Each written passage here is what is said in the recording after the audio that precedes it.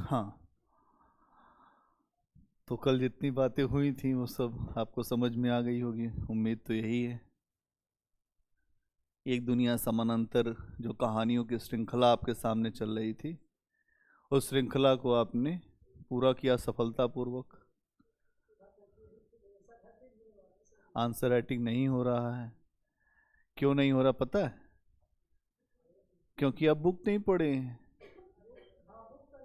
क्यों नहीं पढ़े? तो कहाँ से लिखेंगे? एक दुनिया समानांतर आपको कहानियों का एक जो संग्रह है वो लेना पड़ेगा राजेंद्र यादव का। और और बिना पढ़े, ये तो हमने आपको एक अच्छी समझ दे दी, नहीं तो आपको उसकी ऐसी ऐसी कहानियां हैं जो एक कहानी को आप वो डिकोड नहीं कर पाएंगे। क्या है कहानी में? पढ़ते रहें कुछ समझ नहीं आएगा। वो तो हमने आपको एक उसका संदर्भ समझा दिया। इतनी मोटी बुक है, उसको इतने जल्दी जो है खींचा है। क्यों खींचा है? क्योंकि आप भी कुछ करें। कुछ प्रमुख कहानियां हैं, उन्हीं से प्रश्न बार बार आते हैं, उसको देखिए, उन्हीं से जुड़े हुए प्रश्नों को तैयार करिए। संवेदना क्या होती है, शिल्प पक्ष क्या होता है, ये आपको खूब अच्छे तरीके से बताया। एक दुनिया समानांतर की जितनी कहानियां हैं वो नई कहानी आंदोलन की कहानियां हैं। तो नई कहानी आंदोलन की जो विशेषताएं होंगी वही एक दुनिया समानांतर की कहानियों की विशेषताएं होंगी। कॉमन सी बात है कि अगर एक दुनिया समानांतर की कोई भी कहानी है तो इसमें आपको ये समझना पड़ेगा कि ये जो कहानियां हैं इसमें नई कहानी आंदोलन के जो नई कहानी आंदोलन है, नई कहानी आंदोलन के आंदोलन की जो प्रमुख विशेषताएं हैं वो आएंगी, इसमें शामिल होंगी वो सारी चीजें। कारण की बात यहां पे नहीं है। सबसे पहले तो आपको ये समझना पड़ेगा कि नई कहानी आंदोलन की विशेषताएं क्या है। क्या क्या है नई कहानी में? नई कहानी आजादी से मोह भंग की कहानी है। नई कहानी अकेलेपन की कहानी है। नई कहानी आंतरिक संघर्ष की कहानी है। नई कहानी संबंधों के टूटने की कहानी है। ये आपको मूल समझ होगी तो आप एक दुनिया समानांतर की कहानियों की जो श्रृंखला है उस श्रृंखला को डिकोड कर पाएंगे। सागर से मोती निकालना आसान नहीं है। सागर में जब उतरेंगे तब आपको एक समझ आएगी हम क्या करते हैं। यहां आपको हिंदी साहित्य का हर चीज आपके पास है, हम उसे आसान करते हैं आपके लिए। आसान क्यों करते हैं? कि आपको समझ में आए। कई कहानियों की हमने संवेदना और शिल्प भी लिखवाया नहीं लिखवाया? क्यों लिखवाया? कि उसी बेस पे आपको यह समझ में आए कि जितनी कहानियां हैं उसमें संवेदना का पक्ष होता है, एक होता है शिल्प का पक्ष। अगर आप उसी नोट्स को पढ़ें और फिर आप एक दुनिया समानांतर को ले लें तो कुछ कहानियों को पढ़ने के बाद आप उसके संवेदना और शिल्प को समझ सकते हैं। लेकिन दुनिया में हाथ पैर हिलाना नहीं अच्छा, मर जाना पे उठ के कहीं जाना नहीं अच्छा। ये है समस्या, समझे? अभी आज हम लोग भारत दुर्दशा पे आने वाले हैं। उसमें एक व्यक्ति का मुंह कुत्ते ने पूरी रात चाटा, लेकिन दूसरे व्यक्ति ने उसके मुंह से वहां उसको हटाया नहीं, कुत्ते को। तो उसने कहा भैया तुम कितने आलसी हो, तुमने हटाया नहीं मेरा मुंह, वो कुत्ता चाट रहा था। कहा यार हम भी थके थे। तो आलसी आलसी लोगों की कहानी से ऊपर उठना पड़ेगा, पढ़ना पड़ेगा। हाँ, आलसी जो हैं वो देव देव पुकारते हैं, तो देव देव नहीं पुकारना है, आत्मदीपो भव बनना है, जैसे महात्मा बुद्ध कह गए हैं। आईएएस की पढ़ाई है, कोई गुल्ली डंडा खेल नहीं है कि आए खेल लिया मार दिए उसके बाद गुल्ली एकदम आकाश में गायब हो गई। तो कुछ चीजें जो हैं उस पे आपको अपना ध्यान केंद्रित करना होगा। आज हम लोग नाटकों की श्रृंखला को शुरू कर रहे हैं और नाटकों में सबसे पहला नाटक हम उठाने वाले हैं भारत दुर्दशा। ठीक है, एक दुनिया समानांतर में आंसर नहीं लिखे जाएंगे तो एक आंसर मैं आपको लिखवा दूंगा, लेकिन आप प्रयास करो। अभी आपने एक भी प्रयास नहीं किया, आप कह रहे हो कि असफलता हाथ लगी।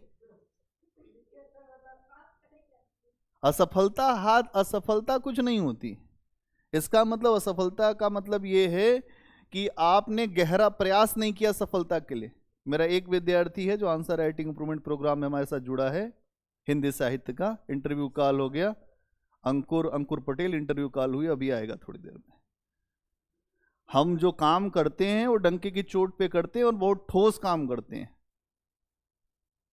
ठीक है, सब जगह से करने के बाद उसने किया, कल उसने फोन किया, सर हरियाणा में हो गया है पीसेस में। तो काम ऐसा होता है। क्या हमने उसका हाथ पकड़ के लिखना सिखाया? नहीं, वो लिख रहा है, केवल हमने उसको सहयोग किया। और जब सहयोग किया जाता है तो व्यक्ति रिजल्ट दे देता। आप सबको आता है लिखना, सबको आता है, लेकिन सही तरीका क्या होगा, ये इसके लिए हम खड़े हैं यहां। सारा मटेरियल भी अवेलेबल है, बुक्स भी अवेलेबल है। जब हम कोई आपसे बात कहें तो आपको काम करना पड़ेगा। एक दुनिया समानांतर, तब आपको लिखना पड़ेगा वो बुक। 70-80 रुपए की अगर आप बुक भी नहीं खरीदेंगे तो पढ़े क्यों नहीं?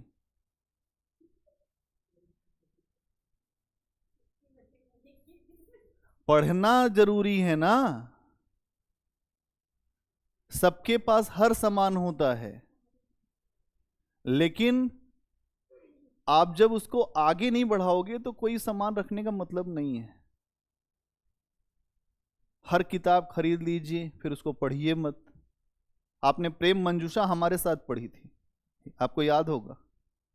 एक दुनिया समानांतर इसलिए मैंने साथ नहीं पढ़ा है, उसमें बहुत सारी कहानियों की श्रृंखला है, लेकिन फिर भी आपको लगभग बहुत सारी कहानियों के बारे में हमने, इतनी कहानियां आमतौर पे नहीं बताते लोग। 5-7 कहानी के बाद अपने आप सभी लोग कहे अपने से पढ़ो, लेकिन हमने प्रयास करके फिर भी बहुत सारी कहानियां बताई। जहां से प्रश्न आएगा, जब एग्जाम दोगे और जब तुमको प्रश्न मिल जाएगा, तब तुमको मजा आएगा कि हाँ, कि जो गुरुजी पढ़ाते हैं उसमें कुछ बात है। अभी हवाई जो बातें, उससे ऊपर उठना पड़ेगा और पढ़ना पड़ेगा। आ जाओ भारत दुर्दशा पे।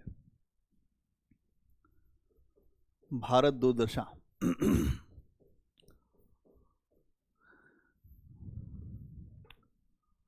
टाइटल से ही समझ में आ रहा है कि भारत दुर्दशा की बात हो रही है।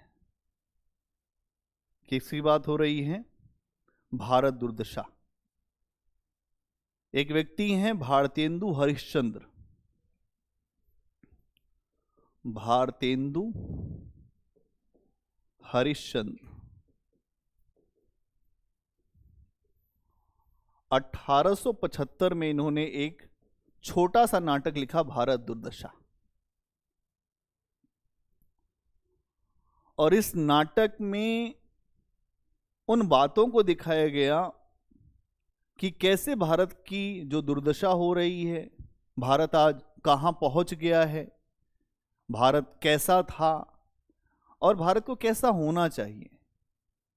सभी समस्याओं पर आवाज उठाई गई। और इस नाटक में अगर आप देखेंगे तो सबसे बड़ी खास बात यह है कि इसने लोगों को जागृत करने का प्रयास किया। जो भारत की बहुसंख्यक आबादी, आप 1875 के भारत की कल्पना करो कि 1875 का भारत कैसा था। अब इतिहास थोड़ा सा मैं आपको जोड़ता हूं, तब आपको समझ में आएगा। अंग्रेजों का शासन मजबूत हो चुका है भारत में। 1857 की क्रांति हो चुकी है। महारानी विक्टोरिया का शासन आ चुका है और सीधे रानी ने अपने हाथ में सत्ता को ले लिया है। इस समय भारत के ऊपर और कंट्रोल बढ़ाया जा रहा है। अलग अलग एक्ट लाए जा रहे हैं। 1861 का एक्ट आया। उस एक्ट के माध्यम से एक चीज ये हो रही है कि कैसे भारत की जनता को अपने पक्ष में किया जाए। और भारत में बड़े पैमाने पर अशिक्षा है, गरीबी है, भारत दूसरे देश का वो गुलाम है।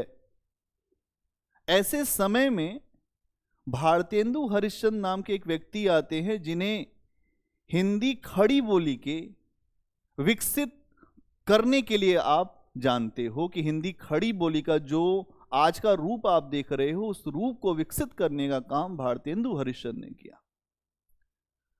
भारतेंदु हरिश्चंद्र वो नाम है जिन्होंने हिंदी खड़ी बोली को मानक रूप दिया, और मानकता के साथ साथ जो भारत की अशिक्षित अबोध जनता थी, जो अंग्रेजों के सत्ता के नीचे कराह रही थी, उस जनता को कुछ रास्ता दिखाने का कार्य किया। और ये रास्ता कैसा कि जिससे लोगों को बोध हो। तो यहां दो विषयों पर बहुत फोकस किया गया इस नाटक में, जैसे एक है नवजागरण की चेतना और दूसरा राष्ट्रीय बोध। तो नवजागरण की चेतना, नवजागरण की चेतना, और दूसरी बात राष्ट्रीय बोध। अगर आपको याद होगा तो धीरे धीरे भारत में 1850 के बाद या 1857 के बाद हम कहें तो भारत में कई राजनीतिक संस्थाएं बनने लगी थीं अधिकारों के लिए। जैसे आपको याद होगा तो जमींदारी एसोसिएशन बना था, लैंड होल्डर सोसाइटी बनी थी, इसके अलावा ईस्ट इंडिया एसोसिएशन बना था, इसके अलावा मद्रास महाजन सभा बनी थी। धीरे धीरे बहुत सारे संस्थान बने थे। ये क्यों बने थे? क्योंकि एक राष्ट्रीय बोध भारतेंदु हरिश्चंद्र जैसे लोग डेवलप कर रहे थे। भारत की जनता को कभी एक राष्ट्र के रूप में रहना नहीं आया था। हम राष्ट्र हैं ये तो हम जब थप्पड़ खाते गए मार खाते गए तब हमको समझ में आया कि नहीं, हमें एक होना होगा। यह समस्या रही। और राष्ट्रीयता नाम की कोई चिड़िया भी होती है ये हम नहीं जानते थे। लेकिन जब अंग्रेज हमारे ऊपर शासन करने लगे तब हमको समझ में आया कि नहीं यार, हमें एक होना चाहिए। 57 की क्रांति विफल हुई, उसके बाद धीरे धीरे यहां पे जो व्यवस्थाएं थी उसमें परिवर्तन हुआ, लेकिन उसके बाद भी अंग्रेजों का जो शोषण करने का तरीका था वो नहीं बदला था। ईस्ट इंडिया कंपनी के स्थान पे महारानी का शासन आ चुका था, लेकिन महारानी भी इंग्लैंड की जनता की तरह से भारत की जनता को नहीं मानती थी। लेकिन जो चार्टर आया उस चार्टर में यह कहा गया कि भारत की जनता भी हमारी जनता है, और इसी के बाद भारतीय राजाओं को गोद लेने का अधिकार दिया गया। भारतीय राजाओं के मामले में हस्तक्षेप करने की जो नीतियां थी उनको बंद कर दिया गया, जिससे एक ऐसा वफादार वर्ग तैयार किया जाए जो अंग्रेजों के लिए भारत में काम करे। अब ऐसे वर्ग ने भी अपनी ही जनता का शोषण किया। तो भारतेंदु हरिश्चंद्र इसी बात को समझा रहे हैं कि हमें नव जागरण, मतलब जागरण करने के लिए जो नए नए तरीके हैं। क्या है नव जागरण? जो पश्चिमी शिक्षा, पश्चिमी जो वैज्ञानिक बोध, तार्किकता, जब उसका धीरे धीरे भारत में प्रवेश हुआ तो हमारे अंदर भी एक बोध जन्मा। हमें भी ये समझ में आया कि काश हम भी एक राष्ट्र होते, मिलके संघर्ष करते तो अंग्रेजों को काश बाहर कर देते। गांधी जी ने क्या किया? ये राष्ट्रीयता की ही तो बात उन्होंने सबके भीतर डाल दी। जो गांधी जी आजादी के से, अगर आप ये देखो कि 1915 में जब भारत में आते हैं, राष्ट्रीय आंदोलन में शामिल होते हैं, तो गांधी जी केवल अहिंसा अहिंसा कहते हैं। लेकिन धीरे धीरे गांधी जी ने पूरे देश में हर व्यक्ति को जागृत कर दिया। कैसे जागृत किया? अपनी रणनीतियों के माध्यम से एक कॉमन गोल निर्धारित किया कि नहीं, कॉमन हमारे लक्ष्य क्या है, और उसी लक्ष्य को लेकर सभी भारतीयों को चलना होगा। गांधी जी के आने के बाद महिलाएं बड़े पैमाने पर शामिल हुई आंदोलन में, गरीब वर्ग शामिल हुआ, जिससे धीरे धीरे राष्ट्रीयता की भावना भी बढ़ी। तो ये सारी चीजें इसलिए हो पाई क्योंकि भारत में अगर आप देखें तो हिंदी साहित्य में भी कुछ ऐसे लोग थे जिन्होंने इसी बोध को आगे बढ़ाने का प्रयास किया था। ठीक है, तो भारतेंदु हरिश्चंद्र ने अपने देश की दुर्दशा के अलग अलग पक्षों को सामने रखा इस नाटक में, और इसके लिए काल्पनिक प्रतीकों का प्रयोग किया। मतलब कि भारत की दुर्दशा के लिए कौन कौन से कारक हो सकते हैं, कारकों की खोज की,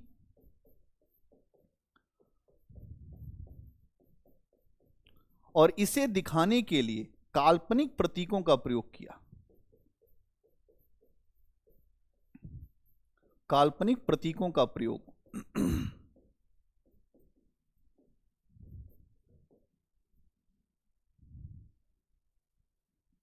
ऐसे प्रतीक जो काल्पनिक हो।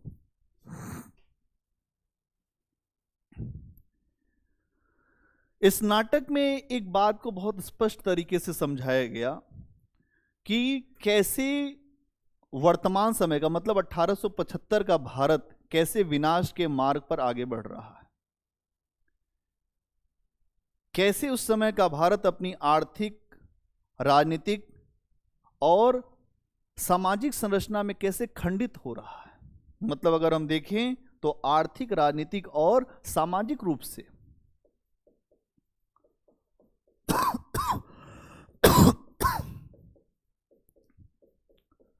आर्थिक, राजनीतिक और सामाजिक रूप से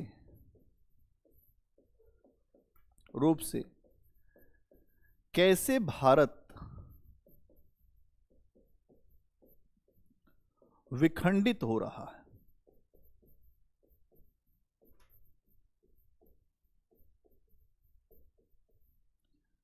चाहे वो आर्थिक पक्ष हो, चाहे वो राजनीतिक पक्ष हो, है ना, चाहे वो सामाजिक पक्ष हो,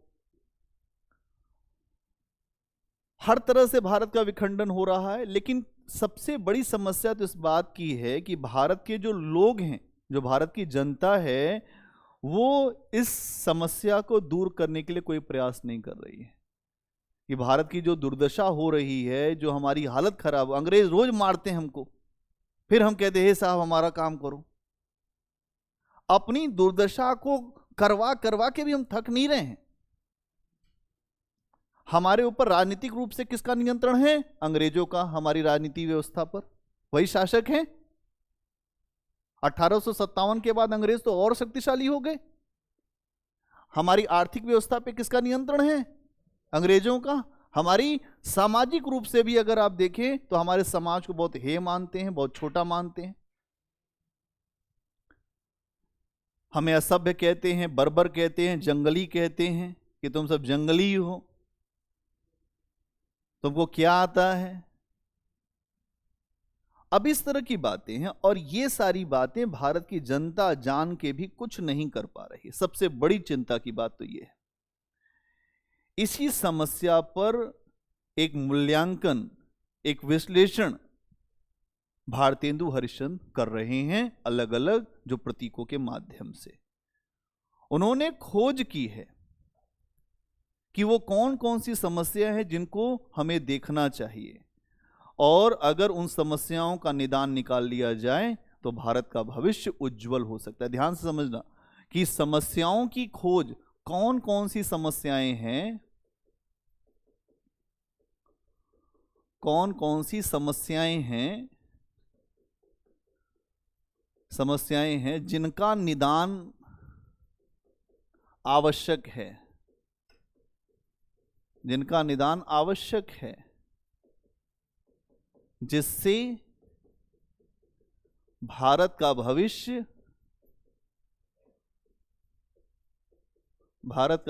उज्जवल हो।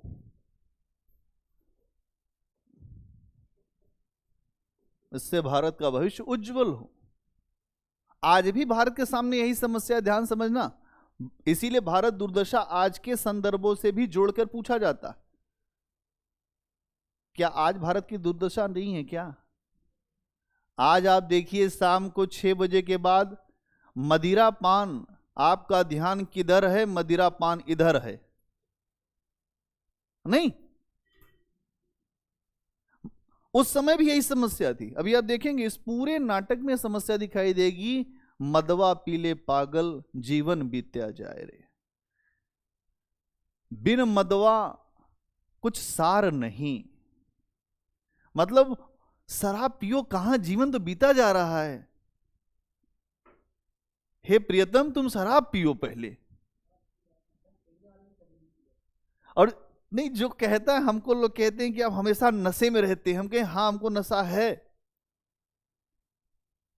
बहुत सारे लोग पीने वाले आते हैं तो कहते हैं सर आप पिए लगता है पिए रहते हैं। हमने कहा हाँ हम पिए रहते हैं, हमको नशा जो है अलग तरीके का है और तुम्हारा नशा अलग तरीके का है। तुम नशा करने के बाद खप्तुलवास में चले जाते हो। खप्तुलवास का मतलब होता है कि तुमको कोई सुध बुध नहीं है, और हम नशा करके होश में रहते हैं, इतना ही अंतर है। तो यहां इसमें आप देखेंगे कि इस बात को समझाया गया है कि भविष्य के लिए क्या आवश्यक है, हमें कौन कौन से रास्ते चुनने चाहिए। भारतेंदु हरिश्चंद्र कहते हैं हमारी इस समस्या के लिए दोनों ही कारण हैं, एक तो बाहरी और दूसरे आंतरिक। मतलब अंग्रेज तो केवल आपको बाहरी कारण के रूप में दिखाई देंगे, ये कारण क्यों हमारे ऊपर हावी हैं इस बात को समझना पड़ेगा, क्योंकि आप आंतरिक रूप से भी बहुत कमजोर हैं। आंतरिक कारण, अगर आप आंतरिक रूप से मजबूत होते तो ये बाहरी कारण आपके ऊपर प्रभावी नहीं होता। जो समाज बटा होता है कबीलों में, जहां जिस समाज में एकता नहीं होती वो समाज हमेशा दूसरे का गुलाम रहता है। और भारतीय समाज के साथ सबसे बड़ी समस्या है ये समाज बटा हुआ समाज है। यहां कौन नहीं आया, दुनिया में इतने आक्रमण नहीं हुए होंगे जितने हिंदुस्तान पे हुए हैं आक्रमण। ये क्यों हुए इस बात को समझना पड़ेगा। क्या आप बहुत कमजोर थे? नहीं, आपके यहां फूट थी, आपके यहां समस्याएं थी, आप हमेशा एक दूसरे से लड़ते थे, ईर्ष्या करते थे। सब यहां आए, यहां पर आए जो यूनान आए, शक आए, कुषाण आए, कौन नहीं आया। मुसलमान आए, अंग्रेज आए, अंग्रेजों से पहले पुर्तगाली आए, डच आए, डेनिस आए, कौन नहीं आया, फ्रांसीसी आए। इतना कहीं कोई नहीं गया जितना यहां आए लोग। क्यों? क्योंकि ये समाज बटे हुए देशों का समाज है। मतलब यहां अलग अलग देश काम कर रहे थे, कोई एक राजनीतिक इकाई नहीं थी। तो यहां दो तरीके की समस्या है, एक आंतरिक स्तर की और एक बाहरी स्तर की। तो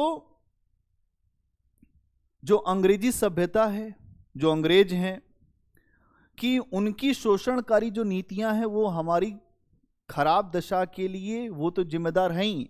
अगर बाहरी कारण में देखें तो अंग्रेज हमारे ऊपर हैं उस समय 1875 में। तो बाहरी स्तर पे जो कुछ शोषण हो रहा है वो अंग्रेजों की वजह से हो रहा है। लेकिन इसका मतलब ये नहीं कि सारा शोषण अंग्रेजों का ही है। कुछ शोषण हम खुद से करवाते हैं, और वो शोषण है हमारी मानसिकता का।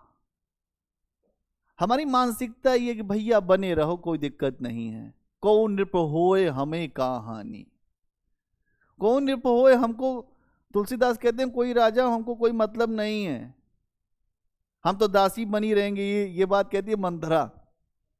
मंथरा कहती है जब वो मारने लगते हैं शत्रुघ्न, तब वो कहती है, शत्रुघ्न ने कहा तुम्हारी इतनी पिटाई करूंगा तब तुम्हारा दिमाग खुल जाएगा। मंथरा जल्दी बताओ क्या किया था।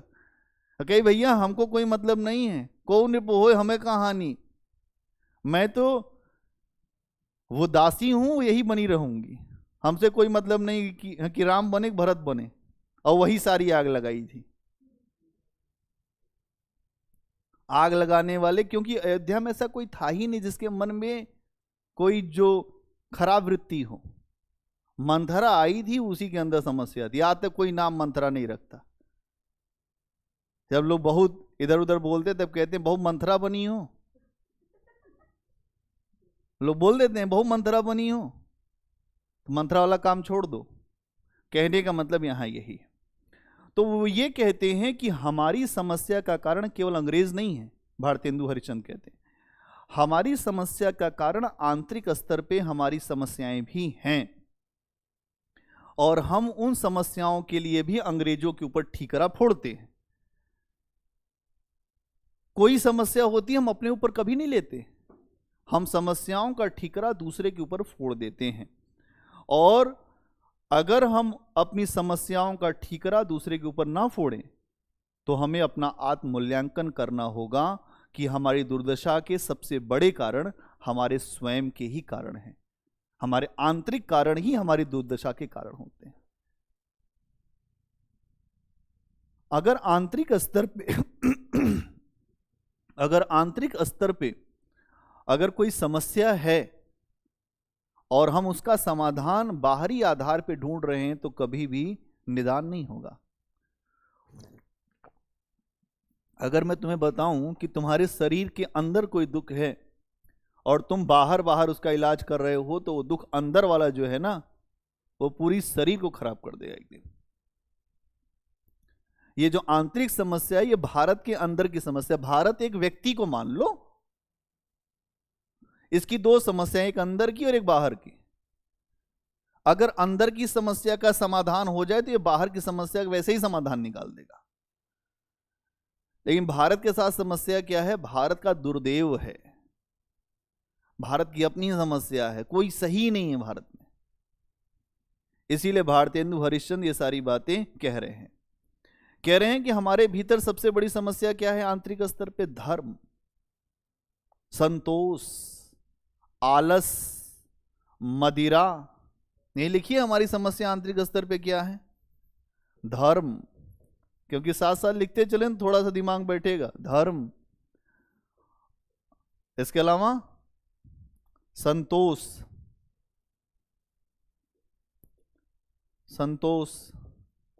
लोग कहते हैं भैया संतोष करो, कोई दिक्कत नहीं है, संतोष करिए। इसी संतोष पे ही सब चौपट हो गया। अरे क्यों संतोष करें अपनी चीज छोड़कर? संघर्ष करेंगे। हमारी मानसिकता ये है। अभी मैं इस पे आपको एग्जाम्पल देके भी समझाऊंगा। तो धर्म, संतोष, आलस, आज भी यही सारी समस्या है। ऐसा नहीं है कि उसी समय थी ये, ठीक है? आलस, मदिरा, ईर्ष्या, फिर क्या है? घृणा,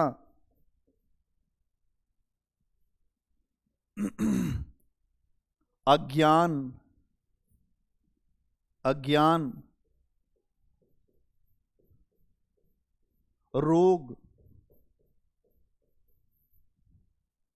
रोग मतलब बीमारी। अगर आप देखें तो ये सारी समस्या भारत में आज भी कहीं ना कहीं है। कहीं ना कहीं ऐसे मुद्दे आ जाते हैं जहां हम चुप हो जाते हैं। धर्म का भी आपसे बहुत अच्छी चर्चा मैं करने लगूं तो आप लोग उठ के भाग खड़े होंगे, कोई सुन ही नहीं पाएगा धर्म की चर्चा। क्यों? क्योंकि हम कहीं ना कहीं बायस हैं धर्म को लेकर भी। मार्क्स इसीलिए कहता है, मार्क्स कोई ऐसा वैसा व्यक्ति नहीं है, मार्क्स कहता है धर्म अफीम है। वो जानता है कि अफीम जो भी कोई खाता है उसको बेहोशी आने लगती है। तो धर्म की अफीम जो है वो भारत में बहुत गहरी अफीम है। हम समुद्र नहीं छुएंगे, पाप लगेगा। हम यहां नहीं जा सकते हैं। नदी नाला वर्जित है ब्राह्मणों के अनुसार। नदी नाला नहीं पार करना है, उसको छूने से पाप लगता है। ये कहीं किसी धर्म ग्रंथ में, पुस्तक में नहीं लिखा है। लेकिन जो धर्म के नाम पर आपने देखा कि भारत में धर्म को एक ऐसा बना दिया गया कि वो छुई मुई का पौधा है। दुनिया के धर्म तो हैं वो ऐसे नहीं मरेंगे, लेकिन भारत का धर्म छूने से मर जाएगा। इसीलिए हिंदू धर्म में सबसे ज्यादा कन्वर्जन हुए हैं। यहां पर धर्म का जो विषय रखा गया है वो विषय कैसे रखा गया है?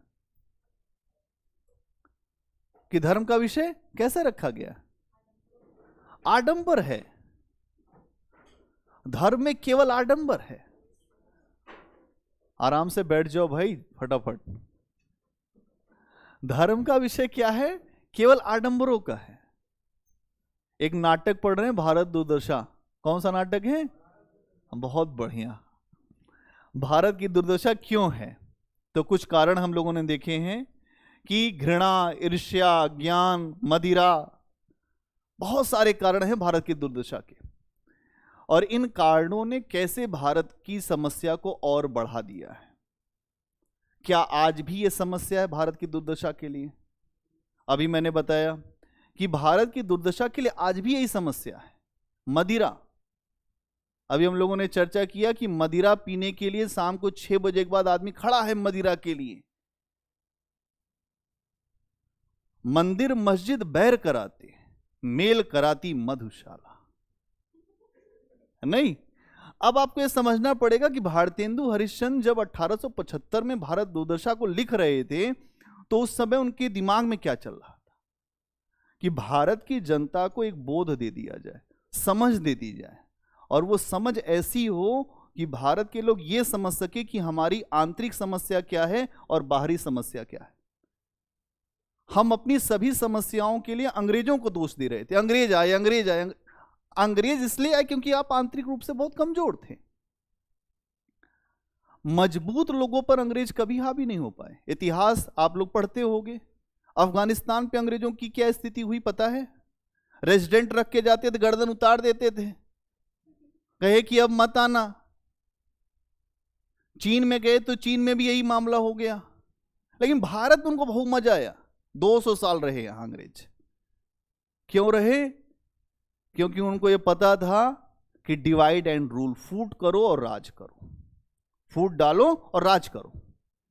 यहां भारत दुर्दशा में इन्हीं समस्याओं के ऊपर लेखक आपकी समझ पैदा करना चाह रहा है, और इस पे प्रश्न भी इसी तरीके से पूछे जाते हैं। क्या वर्तमान में भी भारत दुर्दशा से हम कोई सीख ले सकते हैं इस नाटक से?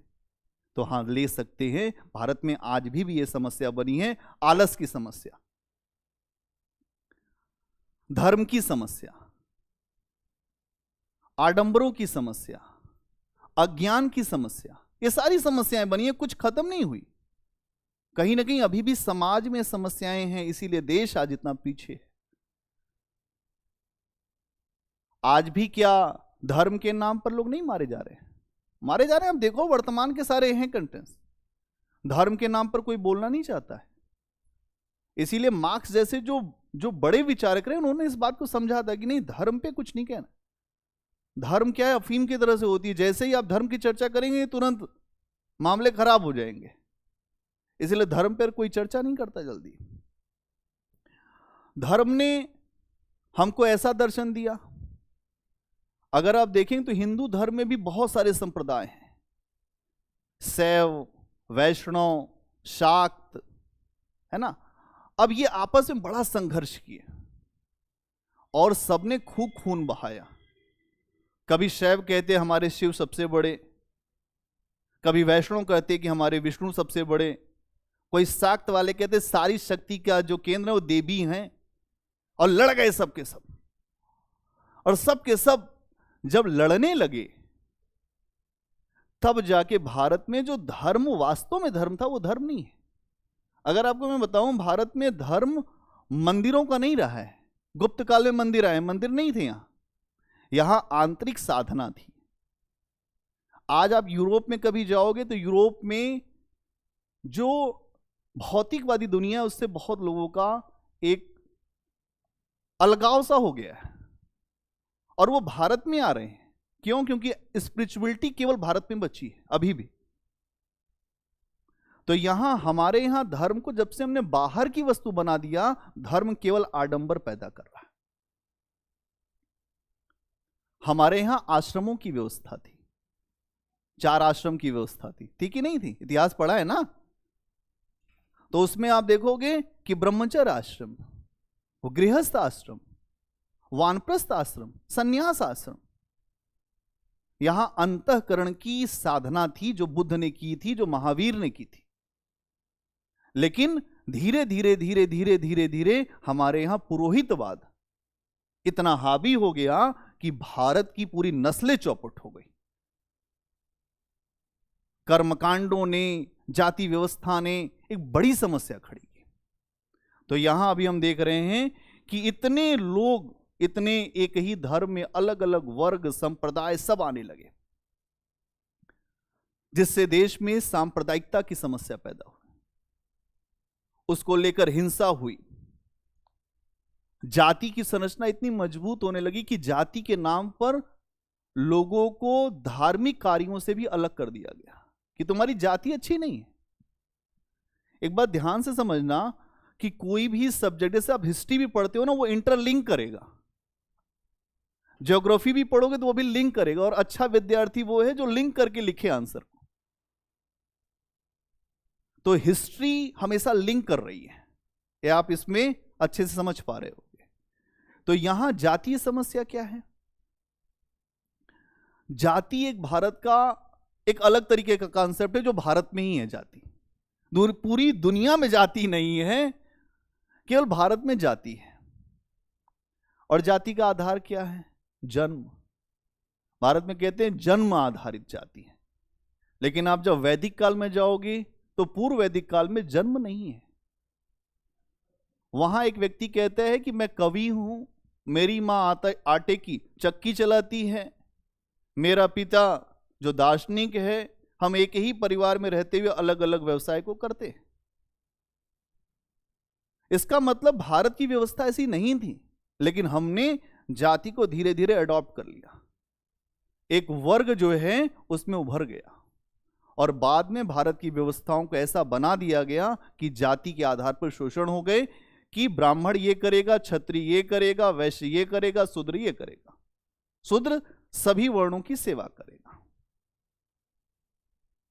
और जाति की संरचना ने, अगर अब भारत की वास्तव में जो गुलामी का कारण पूछेंगे तो मैं आपको एक शब्द में कहूंगा, जाति। जाति ना होती तो आप कभी किसी के गुलाम ना होते। लड़ेंगे केवल क्षत्रिय। कौन लड़ेंगे? अरे क्षत्रिय लड़ेंगे तो देश कैसे बचेगा? केवल इतना बड़ी आपकी जो ज्योग्राफी है उसमें 10% लोग लड़ेंगे, 90% लोग बैठे रहेंगे, तो देश कैसे बचेगा? सबको लड़ना होगा, सभी योद्धा होंगे। और जिस दिन ये अगर आपको समझ, आज आप इसलिए बचे हुए हैं क्योंकि हर वर्ग लड़ रहा है सीमाओं पे। ये फिलॉसफी है। ये फिलॉसफी नहीं है कि नहीं ये लड़ेंगे, तो ब्राह्मणों का भैया तुम लड़ोगे, हम बैठ के तुमको सलाह देंगे, और ये जो नीचे वाले हैं इनका अपने हिसाब से चलता रहेगा। लेकिन हम जब किसी धर्म ग्रंथ को देखते हैं तो उसमें ऐसी व्यवस्था नहीं है। आधार क्या दिया जाता है कि धर्म ग्रंथों में ऐसा कहा गया है, लेकिन ऐसा नहीं है। भगवत गीता में क्या आता है? चातुर्वर्ण्य मया सिस्टम गुण कर्म विभागस्य। 4 वर्णों की रचना मैंने की, लेकिन गुणों के आधार पे की। अगर तुम्हारे भीतर क्षत्रिय का गुण है तो तुम क्षत्रिय हो, अगर आपके अंदर ब्राह्मण का गुण है तो आप ब्राह्मण हो। अगर ऐसा नहीं होता तो भक्ति काल में, हिंदी साहित्य चूंकि तुम पढ़ रहे हो, तो भक्ति काल में ऐसे संत तुमको दिखाई देंगे जो समाज में सबसे निचले पायदान पे थे, लेकिन वो ब्राह्मण की अवस्था में, वो ब्रह्म की अवस्था में, जैसे कबीर, संत रविदास, बहुत सारे ऐसे संत हैं। अब ये समझ, तो यहां पे समस्या किसकी है? जाति की। तो भारत दुर्दशा में अगर आप देखें तो धर्म की समस्या, धर्म से जुड़ी हुई समस्या जाति की, और बहुत सारे एग्जाम्पल आपको भारत दुर्दशा में मिलेंगे। एक पुस्तक आप सबको लेके आनी है कल से, भारत दुर्दशा, जिसमें 6 अंक हैं और अलग अलग अंक में अलग अलग विषय को उठाया गया है। जैसे अगर आप देखेंगे तो धार्मिक अंधविश्वास के ऊपर भी भारत दुर्दशा में भारतेंदु हरिश्चंद्र ने आवाज रखी है। क्या कहते हैं? शैव शाक्त वैष्णव अनेक मत प्रगति चलाए।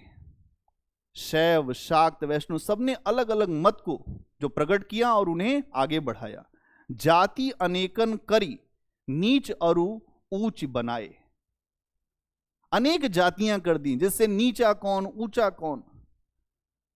जो मनुस्मृति में क्या आता है कि अगर शूद्र वेदों के वाक्यों को सुन ले तो उसके कान में शीशे पिघला के डाल दो, पढ़ दें तो जीभ काट लो। क्या यह धर्म है? लेकिन इस धर्म को कई हजार साल तक कोई बोला ही नहीं, हाँ यही धर्म है, यही धर्म है। लेकिन वास्तविकता में धर्म नहीं है। इसीलिए इतने सुधारक आए भारत में। बुद्ध का अवतरण भी इसीलिए हुआ, महावीर भी इसीलिए आए,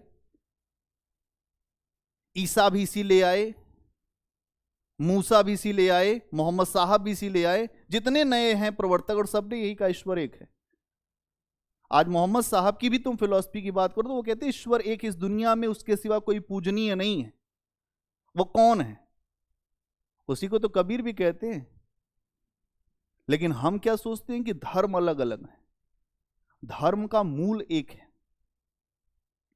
लेकिन यहां भारत में क्या हो गया कि शिव के लिए शिव के भक्त खड़े हैं, वो त्रिशूल लेके, हम तुमको त्रिशूल मार के, हमसे हमारे शिव से बड़ा कोई नहीं है। इनमें एक से एक लोग हुए, पाशुपत, कपालिक, जो जो कपाल में खाना खाते हैं, उसी में सूरा भी पीते हैं, मदिरा भी, मस्त चल रहे हैं, भस्म लगा के घूम रहे हैं। अरे भैया कहां किसको डरा रहे हो? भगवान है, वो कोई शैतान नहीं है कि जिसके नाम पे तुम इतना खेल खेल रहे हो। और फिर लड़ने भी लग गए। शिव सबसे बड़े, फिर नीचे विष्णु, तो उसके नीचे देवी। तो जिनकी आबादी जब जितना ऊपर होती थी वो उतना ही कहते थे अब तुम बताओ, अब हम तुमको काटेंगे। ये समस्या रही। लेकिन जब आप रामचरितमानस को देखोगे तो वहां शिव खुद राम के भक्त हैं, राम शिव के भक्त हैं। क्या है कि नहीं है? बोलो, है ना? राम कहते हैं एक जगह कि शिव द्रोही मम दास कहावा, सो नर मोह सपने नहीं भावा। जो शिव से द्रोह कहता है और कहता है मैं आपका दास हूं, मैं जो सपने में ये अच्छा नहीं लगता। और भगवान शिव क्या कहते हैं? ये सच्चिदानंद हैं, ये राम नहीं है, राजा के लड़के नहीं हैं। सती ये सच्चिदानंद है, सच्चित आनंद है इनके पास। मैं इन्हीं की तो आराधना करता हूं रात दिन आंख बंद करके। और ये लोग धरती पे, भारत में इसी पे चल रहा है त्रिशूल। ये समस्या है। तो पहली भारत की दुर्दशा की समस्या क्या है? धर्म के आधार पे जो विभाजन है। अगर हम देखें दूसरी समस्या क्या है, भारत के लोगों के अंदर एक इनका ऐसा जिन है, इनको संतोष खूब होता है। संतोष करो भैया, नहीं मिला कोई बात नहीं, आईएएस नहीं हो पीसीएस में ही होगा, जोर दगाया जाएगा। अब पीसीएस नहीं हुआ तो लोअर में देख लिया जाएगा, एसएससी तो बचा ही है अभी। संतोष नहीं करना है, जो करो उसको ठानो तो उसको करो, नहीं तो मत करो। मैं अक्सर यहां पे बच्चों के बात कहता हूं कि मेरा अब तक का जो अनुभव रहा, अगर आपने ठान लिया तो आप जरूर कर दोगे। और अगर आपने ठानने में मन में भी कोताही की है तो आपका नहीं होगा। करने के लिए आए तो मन में तो कम से कम विश्वास होना चाहिए कि हो जाएगा। और मन में विश्वास नहीं है तो फिर हो नहीं पाएगा। तो संतोष भी यहां पे बहुत बड़ी समस्या। संतोष के साथ एक चीज और आ जाता है, आलस। जहां आपने संतोष किया, अरे यार ठीक है अभी तो लोअर बचा हुआ है, अपर वाला पीसीएस बचा हुआ है इस बार, फिर आपका काम खत्म। संतोष आलस से दे देगा, और आलस दे देगा। रोज प्लान बनाते हैं सुबह 5 बजे बिस्तर छोड़ ही देना, चाहे जितनी ठंडी पड़ेगी। मम्मी का चेहरा याद कर दे, मम्मी तुम्हारा चेहरा याद कर ले रहे हैं कि अब उठ के दिखाएंगे, लेकिन वो 5 आज तक नहीं बजा। कभी बजा 5? क्यों नहीं बज रहा है? आलस। और तुम 1 साल आलस छोड़ दो, मैं तुम्हें गारंटी देता हूं, मेरे बहुत सारे विद्यार्थी ऐसे रहे जिन्होंने सिस्टम को फॉलो करके ही सफलता पाई है। सफलता और असफलता में केवल एक समस्या है कि आपके पास अपना जो प्रबंधन करने का नियम नहीं है, आप अपना प्रबंधन करना नहीं जानते हो। और अगर आपका प्रबंधन नहीं है तो आप चीजें नहीं कर पाओगे। यहां इसी बात को समझाया गया कि भारत के लोगों में आलस्य है, भारत के लोगों में संतोष है, और ये संतोष और आलस्य व्यक्ति को प्रयत्नहीन बना देता है, अकर्मणीय बना देता है। कर्म करने की इच्छा नहीं करेगी। 4 दिन पढ़े, फिर कहे अब थोड़ा सा पिक्चर एक देख लेते हैं, वो वाली वेब सीरीज आई है उसको निपटा देते हैं। उसको आप देखो ना, ये बहुत बड़ा मैं मनोविज्ञान बता रहा हूं आपको।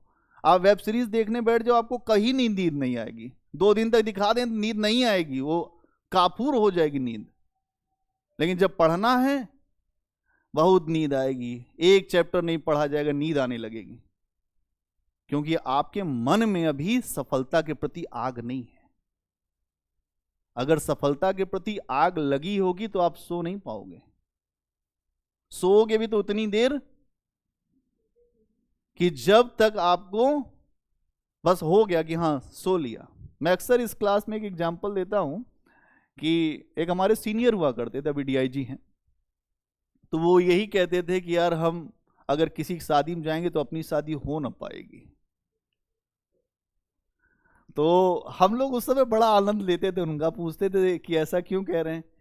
यार देखो, जो घर परिवार वाले हैं वो गाजीपुर के रहे, अभी उड़ीसा कैडर में है, और बहुत तेज अधिकारी माने जाते हैं, अखिलेश्वर सिंह नाम है। बहुत जल्दी ही हर पदक पुलिस के उनको मिल चुके हैं और नवीन पटनायक के राइट हैंड माने जाते हैं। क्यों ऐसा है? क्योंकि जब आप अपने लक्ष्य के प्रति बहुत क्लियर रहोगे तो फिर आपको कोई रोक नहीं पाएगा। कोई कोचिंग, कोई संस्थान आपको सफलता नहीं दिलाती है, सफलता आप खुद पाते हैं, बाद में वो संस्थान या व्यक्ति खड़ा होता है। तुम्हारे भीतर वो चीज छिपी हुई है, बस तुमको अपने लक्ष्य के प्रति फोकस बनाना पड़ेगा। अभी आप बहिर्मुखी हो, अभी आप इसमें देखो बाहरी कारणों पर ज्यादा फोकस कर रहे हो, चाय नहीं पीने जाना है, ये नहीं करना है, वो नहीं करना है। आंतरिक स्तर पे आप अपने आप को समझ नहीं पा रहे हो कि आपके अंदर क्या है। मेन शत्रु आपके भीतर बैठा है, आलस्य, संतोष। और जब आलस्य और संतोष होगा तो फिर आप अकर्मणीय हो जाएंगे। तुलसीदास जी ये कहते हैं कि कोउ नृप होए हमें का हानि। इसके अलावा एक बहुत बड़े संत में भक्ति काल के मलुकदास, वो कहते हैं अजगर करे न चाकरी, पंछी करे न काम, दास मलुका कह गए सबके दाता राम। यहां यह मानना जाता है कि अजगर, देखो अजगर कोई काम करता है? नहीं करता, हमेशा सोया पड़ा रहता है, कोई आ जाता है तो वहीं पे उसको लपेट देता है। फिर देखो जो पंछी, वो भी कोई काम करते हैं? नहीं करते, उनका पेट भर रहा है ना? हाँ भैया भरता तो है। अजगर करे न चाकरी, पंछी करे न काम। इसीलिए दास मलुका ये कहते हैं सबके दाता राम, सबको राम दे। लेकिन ये जो बात उन्होंने कही वो अलग संदर्भ में कही है। आप मनुष्य हैं और आपको संसार चाहिए, तो संसार की जो आवश्यकताएं हैं उनको आपको फॉलो करना पड़ेगा। ये उनके लिए बात हो रही है जो संत हैं, जिन्होंने सब कुछ छोड़ दिया है, उनके लिए भगवान है। आपके लिए भगवान नहीं, हमारे लिए अभी भगवान नहीं है। और हम क्या सोचते हैं, भैया सबके दाता राम है। सबके दाता राम अभी नहीं है। अभी आपके दाता तब राम होंगे जब आप उनको याद करोगे। इसलिए यहां यह समझना पड़ेगा कि हमारे लिए सबसे बड़ी समस्या आलस्य है, इसके अलावा संतोष है, और जो हमारी मानसिकता है। भारतेंदु हरिश्चंद्र एक जगह लिखते हैं, दुनिया में हाथ पैर हिलाना नहीं अच्छा, मर जाना पे उठ के कहीं जाना नहीं अच्छा। दुनिया में यार हाथ पैर हिलाने में बताओ ठंडी में कितनी दिक्कत होती है। लोग कहते हैं कि कंबल निकलना, अरे यार हाथ अभी नहीं भैया, कंबल ओढ़े रहने दो। मर जाना है पर उठ के जाना नहीं अच्छा। मर जाऊंगा लेकिन कहीं जा नहीं सकता। ये मानसिकता अगर नहीं बदलेगी, अंग्रेज, आप सोचो, मैं अंग्रेजों का बड़ा इस मामले में बड़ा सम्मान करता हूं कि अपने जैक, अपने झंडे के लिए जहाज पे चढ़कर अपने जान को खतरे में डालकर भारत आए। इतनी बड़ी आबादी में, कबीलों के बीच जहां रोज खतरा था, उसके बाद यहां पर सरवाइव कर गए। एकता इतनी कि कुछ भी कर सकते हैं एकता के लिए। 50 से ज्यादा देशों पर अंग्रेजों का शासन था। सामान्य इतना छोटा सा देश है यूरोप में, मारा, सबकी हालत खराब कर दिया। अमेरिका, आज जो अमेरिका बहुत शक्तिशाली हो, कभी वो भी ब्रिटेन के अंतर्गत था और ब्रिटेन का दबदबा चलता था। लोग बोलते थे ब्रिटेन का सूर्य कभी अस्त नहीं होगा। लेकिन यहां आप देखेंगे कि कैसे चीजें जो हैं बदल गई। तो भारत के लोग इसमें बहुत ज्यादा आगे हैं। आज भी ये सारी समस्या भारत में है। इसीलिए जब आपसे प्रश्न पूछा जाएगा तो आज के संदर्भ में एक लाइन जरूर आप लिखेंगे कि वर्तमान में भी भारत में ऐसी समस्याएं हैं जिसका उत्तर ढूंढना बाकी है ना। इसके अलावा मदिरा, मदिरा की बड़ी बात उठाई है भारत दुर्दशा में। उस समय भी अगर आप देखेंगे तो जो बुद्धिजीवी वर्ग था, ये 1875 का ये नाटक है। 1875 में ईस्ट इंडिया कंपनी भारत से वो समाप्त हो चुकी थी, सीधे महारानी का शासन आ चुका था। और महारानी के शासन के आने के बाद भारत में पश्चिमी शिक्षा, पश्चिमी मूल्य बहुत तेजी से आ रहे थे। और भारत का जो शिक्षित वर्ग था वो अंग्रेजियत की मानसिकता को ग्रहण कर रहा था। हैट पहनना, सूट पहनना, अंग्रेजों की तरह से बात करना, यह भारत में आ रहा था। अंग्रेज वाइन पीते थे, ये भी वाइन पीते थे। तो बढ़िया, इनमें एक हम बहुत जल्दी किसी को ना अडॉप्ट कर लेते हैं। अडॉप्ट वो व्यक्ति करता है जिसके पास अपना कुछ नहीं होता। अगर आपके पास अपना कुछ है ना तो आप अडॉप्ट नहीं करोगे। आज जो समस्या क्या है कि आप अपने पे विश्वास नहीं करते कि हमारे पास भी इतनी अच्छी चीज हो सकती है। विज्ञान और तकनीकी में भारतीय लोग बहुत उन्नत थे। यहां आर्यभट्ट हुए हैं, यहां वराह मिहिर हुए हैं,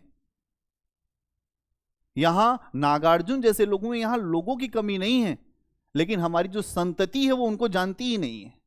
हम जानते हैं आइंस्टीन को, हम जानते हैं न्यूटन को, हम ये नहीं जानते कि ब्रह्मगुप्त भी कुछ बोल के गए थे। इसीलिए आपको दिमाग खोलना पड़ेगा कि यहां समस्या क्या रही है। मदिरा, अंग्रेजों के साथ मदिरा आई तो वो बुद्धिजीवी थे, आप बुद्धिजीवी नहीं थे, आप उनका एक अनुकरण कर रहे थे। पहले आपने उनकी चीजों को बहुत अच्छे से समझा, लेकिन धीरे धीरे धीरे धीरे आपको यह समझ में आया कि अंग्रेज हमारा शोषण भी कर रहे हैं। फिर बुद्धिजीवियों ने बोलना भी शुरू किया। तो मदिरा पे आए तो मदिरा के ऊपर भी बहुत सारी बातें बोले भारतेंदु। क्या कहते हैं? मदवा पीले पागल, मदवा पी लो जीवन बीता जाए। कि शराब नहीं पिया तो फिर तो जीवन बीतता जा रहा है। कब पियोगे? अभी नहीं पियोगे तो अभी तो उम्र भी है, पीने का समय भी है, ठंडी भी है। रम ले लो, नहीं तो वाइन उठाओ, कुछ तो लो। इस समय आप अक्सर बच्चों से पूछेंगे तो वो कहें सर इस समय ठंडक थोड़ा ज्यादा पड़ गई है, इसीलिए लेट हो जाता है। तो हम पूछते हैं लेट इसलिए नहीं हो रहा है, लेट के पीछे दूसरा कारण भी है। ठीक है। बिनु मद जगत सार कछु नाही, मान हमारी बात। भारतेंदु इसका मतलब यह है कि प्रोत्साहन दे रहे हैं कि बिनु मदिरा के कोई जगत का सार नहीं है, मान लो हमारी बात बेटा, मानो। लेकिन ये कमेंट कर रहे हैं। आज ये इतनी बड़ी बात है, आज का युवा मदिरामय हो चुका है। मतलब आप अधिकारी भी हो जाएंगे ना, ऐसी मानसिकता है एकेडमी की कि उसमें आपको शुक्रवार के बाद कहें बहुत थक गए, अब तो सैटरडे आ गया है ना, अब लेना होगा आज। बिना लिए थका नहीं सप्ताह भर की उतरेगी, वो अपने आप दिमाग में भर जाता है। एक हमारा स्टूडेंट था, तो हम एक बार गए तो उसने कहा सर आप कुछ लेते होंगे। तो हमने कहा भैया हम लेते नहीं हैं। वो उसकी पोस्टिंग नोएडा में थी, आबकारी में। तो उसने अलमारी खोल दिया, कहा सर ये 18,000 वाली है। मतलब लोग इस तरीके से आकर्षित हैं, 18,000 की है सर, अरे पीजिए सर। ने कहा बताइए। वो एकदम नहीं कुछ लेता होता था, नौकरी, दबाव, पैसा। पैसा आता बहुत सारे ऐप भी लाता है, कई ऐप ला देगा, और फिर ऐसे बर्बाद होंगे कि सब काम खत्म हो जाएगा, शौक आ जाएगा, अलग अलग तरह के शौक आ जाएंगे। ठीक है। इसके अलावा अपव्यय, हमारी दुर्दशा का और क्या कारण है? अपव्यय। हर आदमी अनावश्यक का खर्च कर रहा है, जिसकी जरूरत नहीं है वो काम करेगा। हम 10,000 का जूता पहनेंगे, अभी हम अधिकारी नहीं हुए, हम 10,000 का जूता क्यों पहनेंगे भाई? लेकिन हम क्या सोच रहे हैं, अधिकारी बनने से पहले ही अधिकारी बनने का मजा ले लेते हैं थोड़ा। ये है अपव्यय। फिर फैशन, फैशन एडिडाज में ही जाएंगे, नाइक वाला ही अच्छा होता है, वो लिवाइस ही लेंगे, इसके अलावा वो कुछ नहीं। ये जितने कारण हैं ये सारे के सारे हमारे समस्या के लिए बहुत बड़ी बाधा हैं हमारे जीवन में। आज जो भारत की दुर्दशा है, ये 1875 के भारत की बात कर रहे हैं आप, देखिए लेखक कितना आगे की सोच वाला है। इसीलिए कवि जो है, रचनाकार जो है, वो भी एक तरह का विधाता ही है, वो भी एक नई संरचना रचता है, आने वाले समय को भी वो देख लेता है। तो भारतेंदु हरिश्चंद्र भी अपने आगे आने वाले समय को भी देख रहे थे। तो यहां ये सारी समस्या, इसके अलावा हमारे अंदर भिन्नता है, हम अलग हैं, हम सब दोस्त हैं, लेकिन अभी जब बात है हम तो जाट हैं, तुम क्या हो, अच्छा तुम्हारी जाति अलग, अब आप वहीं पे अलग हो गए। मित्रता में कोई जाति नहीं है, जाति पाति पूछे ना कोई, हरि को भजे सो हरि का होए। बड़े लोगों को पढ़ते हो जब ना, तो थोड़े से बड़े भी बनो हृदय से, नहीं तो पढ़ो ही मत। हम तो कहते हैं मत पढ़ो, ऐसी पढ़ाई लिखाई बेकार है, वो कूड़े का कचरा है जो आपको अच्छा ना कर सके। और हिंदी साहित्य एक ऐसा विषय है जो आपके अंदर बोध, आपको अच्छा नंबर तो देगी ही देगी, समाज को देखने का नजरिया भी बदल देगी।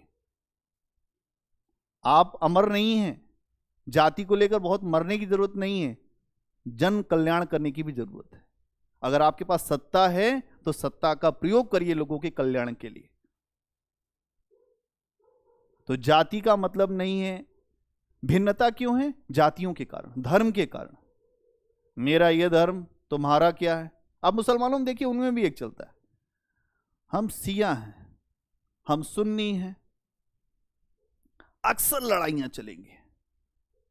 हिंदुओं में आ जाए तो इनमें भी अक्सर हम गुज्जर हैं, गुज्जर, गाड़ी पे लिखवा लेते हैं लोग, गुज्जर हैं हम।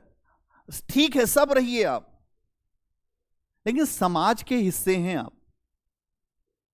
मेरा कोई विरोध नहीं किसी से, लेकिन मैं ये कहता हूं कि आप एक होइए, एकता में शक्ति है, और प्रेम से बड़ा कोई मूल्य नहीं है। प्रेम सबको दीजिए तो प्रेम ही मिलेगा।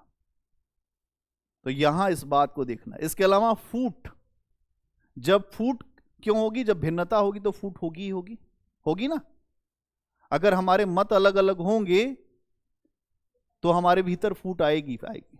आज हम इतने 100 साल, कई हजार साल हमने दूसरों के अंतर्गत बिताए, कभी मुसलमानों के अंतर्गत बिताए, कभी अंग्रेजों के अंतर्गत बिताए, और अभी भी भारत में जो जाति का समुद्र जो हिलोर मार रहा है ना, ये बहुत जल्दी बहुत बड़ी समस्या को खड़ा कर देगा।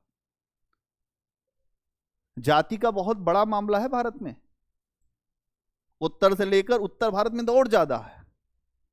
अपनी अपनी जाति पे अकड़े अकड़े फिर रहे हैं, गांव चले लोग अकड़ के चलते हैं। अच्छा, नमस्ते नहीं किया, अच्छा टोली बटी हुई है, वो उनका गांव, वो उनका गांव, वो उनका गांव।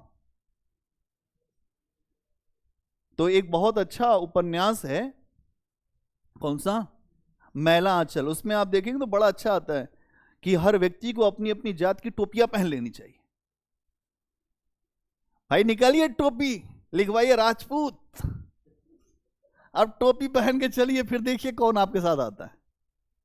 जाट, गुज्जर, यादव, कायस्थ, मतलब टोपियां, ये कॉन्सेप्ट है। तो यहां ये चीज दिखाई देगी। डाह, ये क्या होता है? डाह, ये बताया डाह, मतलब अगर तुम आईएएस हो गए गलती से, तुम्हारे बगल वाले डाह से मर जाएगा। इतनी ईर्ष्या होगी कि ये बताओ वो कैसे बन गया आईएएस, ईर्ष्या के कारण। डाह, डाह बड़ी खतरनाक चीज होती है, अंदर अंदर ही दूसरे को सुखा देती है। और कभी कभी दूसरे को जब लोग डाह कर देते हैं, आईएएस हुआ, पता चला एक्सीडेंट हो गया, हो ही जाता है कभी कभी, ये सब भी हो जाता है। लोभ, लोभ ने भी भारत की बड़ी दुर्दशा की है, लोभ की भी बड़ी समस्या है।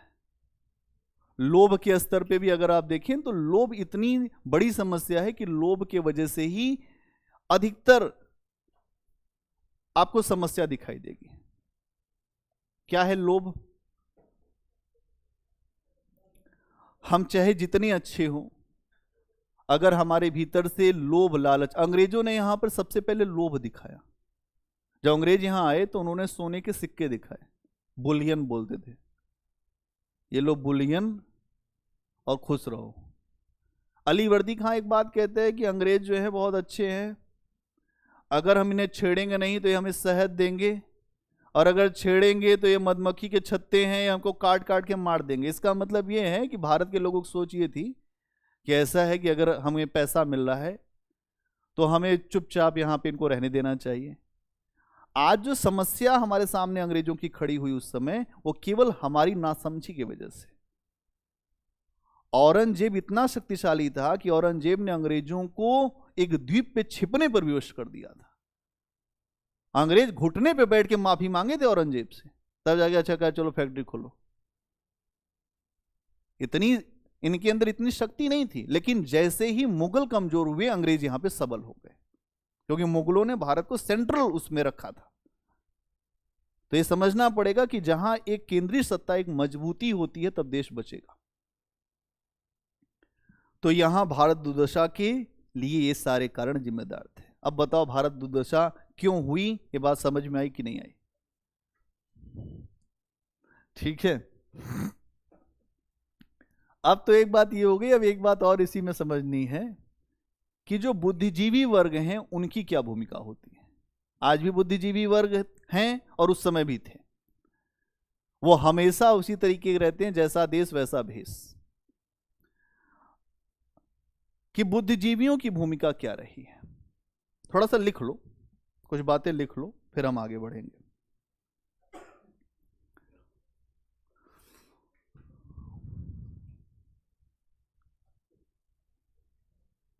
सबसे पहला पॉइंट बनाओ, भारत दुर्दशा की संवेदना। दो पक्ष होते हैं किसी भी बात के, संवेदना और शिल्प। तो बहुत कहानी सुन लिए थे, आज थक गए कहानी सुनते सुनते।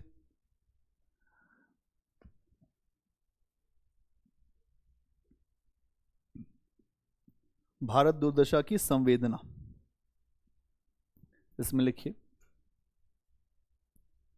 यह नाटक 1875 में, यह नाटक 1875 में भारतेंदु हरिश्चंद्र के द्वारा लिखा गया। भारतेंदु हरिश्चंद्र के द्वारा लिखा गया,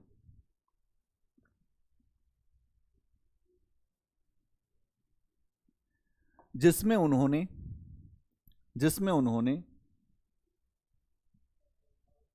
नवजागरण की चेतना, जिसमें उन्होंने नवजागरण की चेतना और राष्ट्रीय बोध पर बल दिया है, बल दिया है।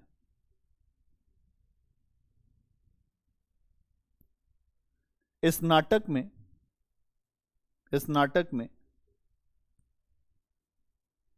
भारत की दुर्दशा के पक्ष में, इस नाटक में भारत की दुर्दशा के पक्ष में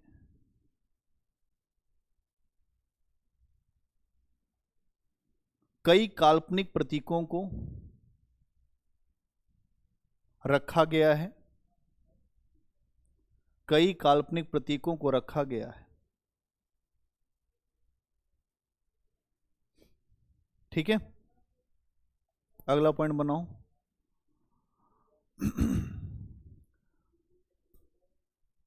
भारत दुर्दशा के कारण, भारत दुर्दशा के कारण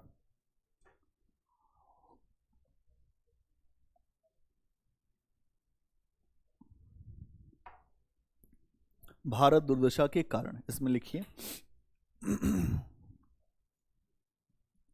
इस नाटक में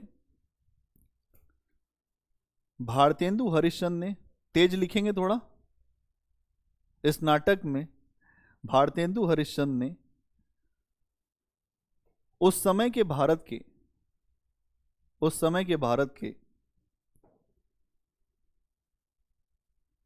विनाश के मार्ग पर विनाश के मार्ग पर आगे बढ़ने की कहानी को, विनाश के मार्ग पर आगे बढ़ने की कहानी को दिखाया है, दिखाया है।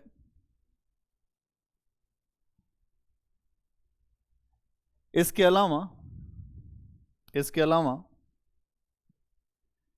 इस समस्या के सभी पक्षों का, इसके अलावा इस समस्या के सभी पक्षों को चुन चुनकर,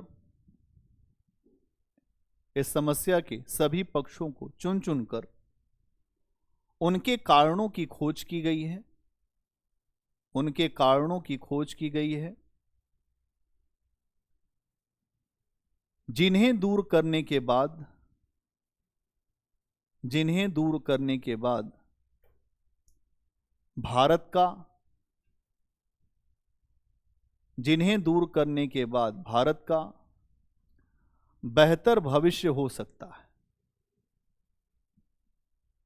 जिन्हें दूर करने के बाद भारत का बेहतर भविष्य हो सकता है। अगला पॉइंट, भारतेंदु हरिश्चंद्र ने, अगला पॉइंट बनाइए, भारतेंदु हरिश्चंद्र ने इस नाटक में यह समझाया है, भारतेंदु हरिश्चंद्र ने इस नाटक में यह समझाया है कि हमारी खराब स्थिति के लिए बाहरी और आंतरिक दोनों कारण जिम्मेदार हैं, बाहरी और आंतरिक दोनों कारण जिम्मेदार हैं।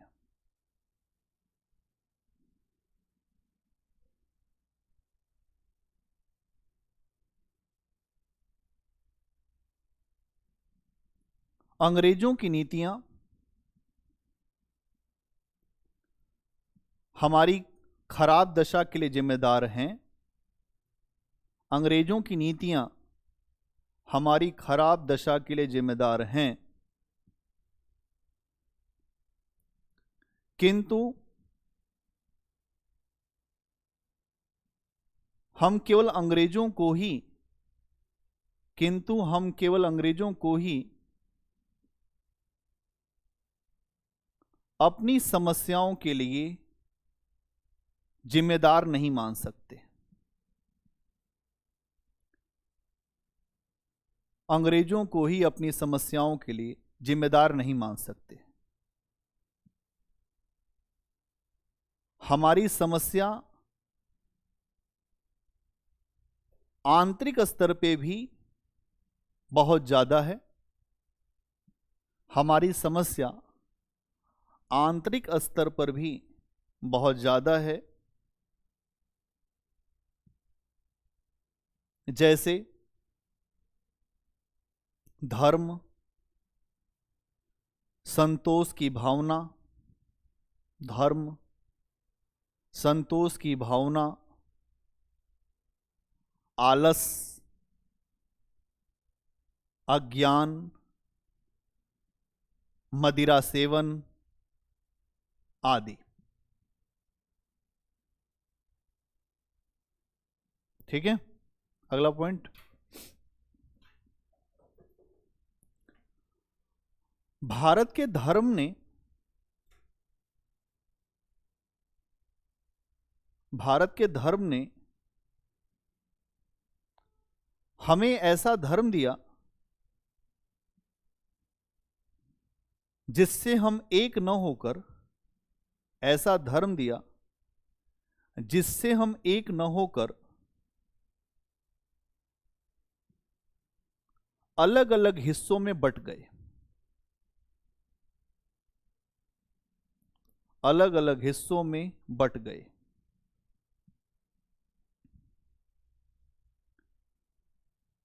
उदाहरण के लिए, उदाहरण के लिए शैव, वैष्णव, शाक्त, शैव, वैष्णव, शाक्त आदि मतों ने सांप्रदायिकता की समस्या को बढ़ावा दिया।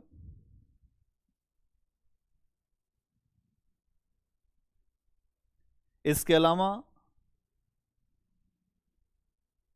भारत की जातीय संरचना ने इसके अलावा भारत की जातीय संरचना ने जातिवाद को पैदा किया, जातिवाद को पैदा किया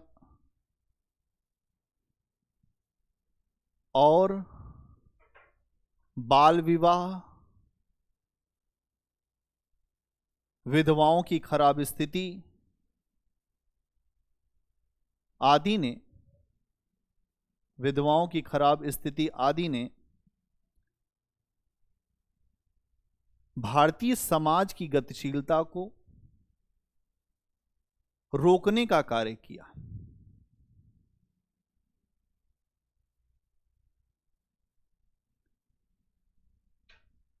इसके अलावा धार्मिक अंधविश्वासों के कारण ही धार्मिक अंधविश्वासों के कारण ही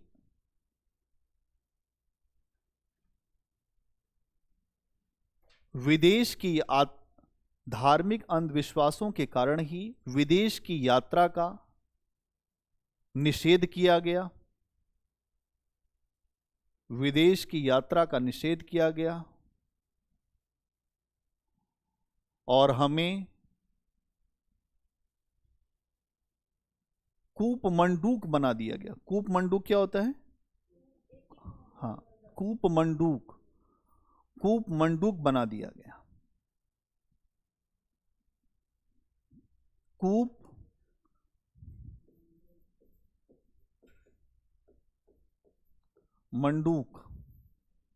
मंडूक एक उदाहरण लिख दीजिए यहीं पर। शैव शाक्त वैष्णव अनेक मत प्रगति चलाए। शैव शाक्त वैष्णव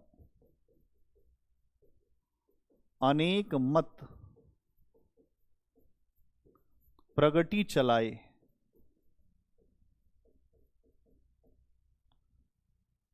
है ना? प्रगति चलाए, फिर डैश डैश डैश नीच और ऊंच बनाए। नीच और ऊंच बनाए।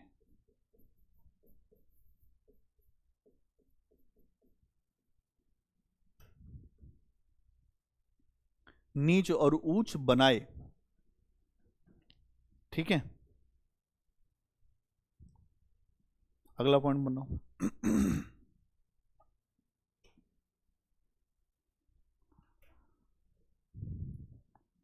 धर्म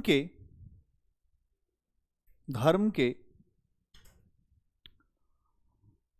कर्मकांडवादी रूप के कारण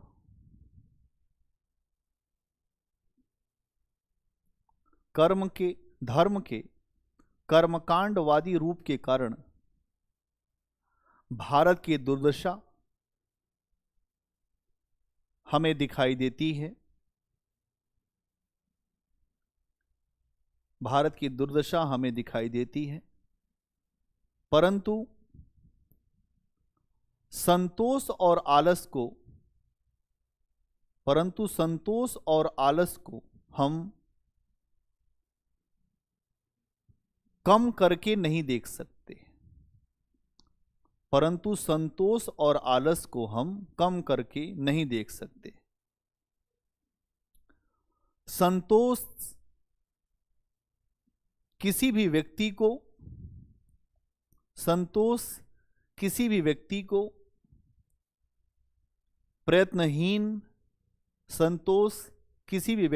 प्रयत्नहीन और नकारा बना देता है।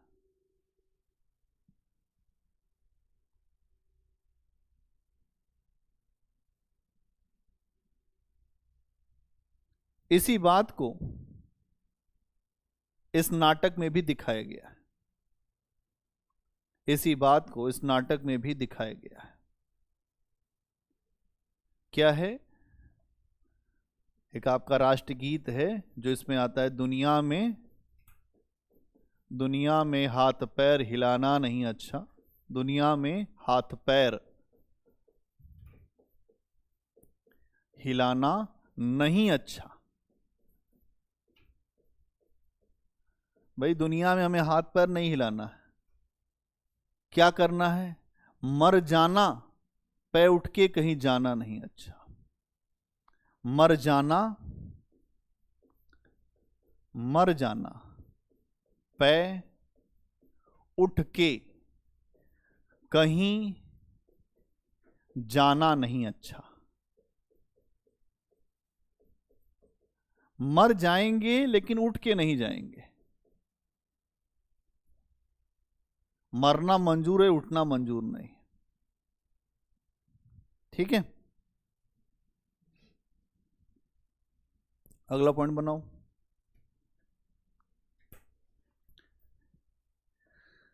इसके अलावा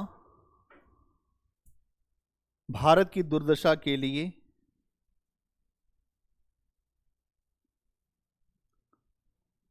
मदिरा और इसके अलावा भारत की दुर्दशा के लिए मदिरा और अंधकार को भी मुख्य कारण माना गया है। मदिरा और अंधकार को भी मुख्य कारण माना गया है। उच्च वर्ग से लेकर निम्न वर्ग तक, उच्च वर्ग से लेकर निम्न वर्ग तक मदिरा को लेकर खासा लगाव है। मदिरा को लेकर खासा लगाव है, जिसके कारण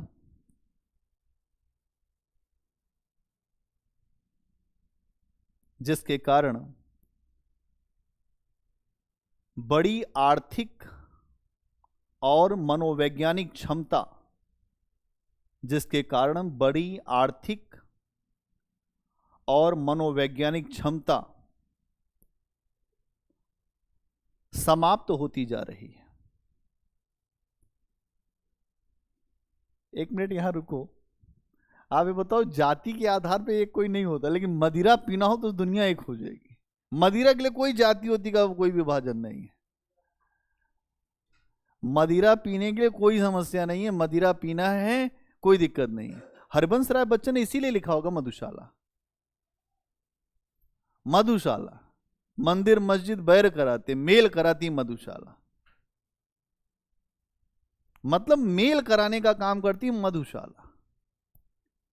लेखक कह रहे हैं 1875 में ही, चाहे उच्च वर्ग हो चाहे निम्न वर्ग, ये दोनों ही पीने के आदी हैं और दोनों को आकर्षण भी बहुत है, और आज भी आकर्षण है। ऊपर वाला थोड़ा हायर क्लास पीता है, नीचे वाला जो है वो हल्का वाला लेता दोनों है। लेने में कोई समस्या नहीं है, और जो मध्यम वर्ग है वो थोड़ा जो बीच वाला लेता है, उसी पे अपना संतोष कर लेता है कि भाई इतना संतोष करना पड़ेगा। और इससे दो समस्या होती है, जितने भी विदेशी ब्रांड हैं उनका पैसा तो विदेश में ही तो जा रहा है। लोग कहते हैं फ्रांस की वाइन पीते हैं, हमारी इटली वाली, इटली बहुत बढ़िया बनती है। आप लोग ये सोचेंगे कि इनको कैसे पता, हम पीते नहीं लेकिन हमें पता सब हो जाता है कि कहां बढ़िया आती है। बेल्जियम में। अब समस्या यह है कि जब आप भारत जैसे देश में, जहां पर अपने लिए आपके पास नहीं है लेकिन आप रोज पीते हो, डेली पीने की आदत है, सूरज अस्त हम मस्त। सूरज अस्त हुआ नहीं, हम मस्त होने लग गए कि 6 बजे अब हल्का हल्का, अब थोड़ा, अब तो मौसम बनने का समय है। इसलिए समस्या यहां ये है। तो इसी बात को लेखक भारतेंदु हरिश्चंद्र कहते हैं कि शराब एक तो आर्थिक आधार, आर्थिक व्यवस्था को हमारे जो चौपट कर रही है, हमारी अर्थव्यवस्था खराब कर रही है। दूसरा, हमारा मनोवैज्ञानिक विवेक खत्म कर रही है। जो हमारा मन अच्छा रह सकता था, लेकिन वो हमारा मन नहीं अच्छा रह रहा है। एक समय तक हम शराब पीते हैं और एक समय के बाद वो हमें पीती है, और जब वो हमें पीती है तो हम बर्बाद हो जाते हैं और हम यहीं सड़क के किनारे पड़े मिलते हैं।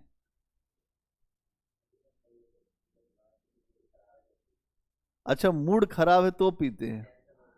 यार एक बार तुम मुझे बताओ, मूड कब खराब नहीं होता? मूड ही ऐसा है कि खराब क्यों नहीं होगा? मूड है तो खराब होगा ही होगा। और जब अच्छा होगा तब भी पीते हैं। अभी एक मैं किसी का वो पढ़ रहा था, आर्टिकल था उसमें, उस आर्टिकल में यह था कि शादी का मतलब ये हो गया है कि शराब, शादी का मतलब ये हो गया है डीजे।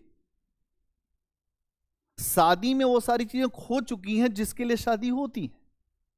वहां आप कोई नहीं पूछ रहा है लड़की लड़की, हाँ वो डीजे कहां है, डीजे डांस करना है डीजे पे, अब उस पे भी वही वाला गाना, रात के 12 बज गए हैं पार्टी अभी चलने दो। फिर हर तरह, आप ये सारी मानसिकताएं हैं, समझना पड़ेगा। ये अलग से बताऊंगा तुमको कि क्यों टेंशन लोग पीते हैं, तो मुझसे अलग चैम्बर मिलना, मैं तुमको बताऊंगा कि वो टेंशन कौन सी होती है जब लोग पीते हैं। हाँ,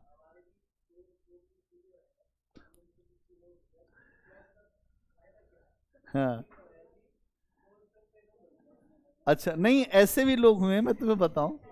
ठीक है, ठीक है, ठीक है, सुनो मेरी बात। कुछ लोग ऐसे भी रहे हैं कि जिन्होंने मुख्य परीक्षा भी इसको पीने के बाद दी है, लेकिन वो आखिरी में सफलता अर्जित करते करते जो है चूक गए हैं।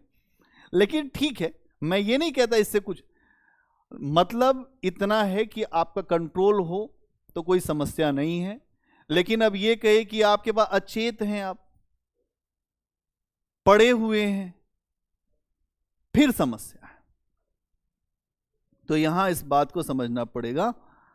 तो क्या लिखा आपने? एक लाइन और लिखो। हाँ, इसी में वर्तमान समय में भी, अब वर्तमान का मतलब कर रहे हैं 2022-23 का। हाँ, वर्तमान समय में भी चाहे धर्म का अधिकारी हो या बुद्धिजीवी हो, वकील हो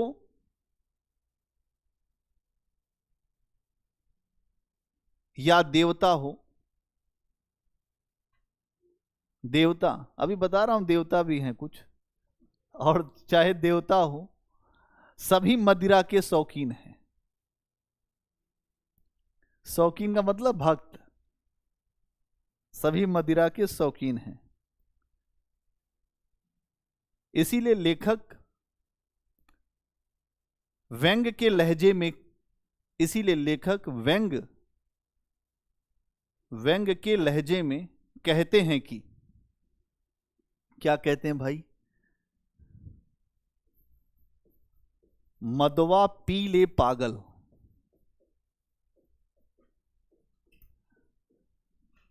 हे पागल, तू मदवा पी ले, क्योंकि पीने के बाद तो व्यक्ति पागल ही हो जाता है।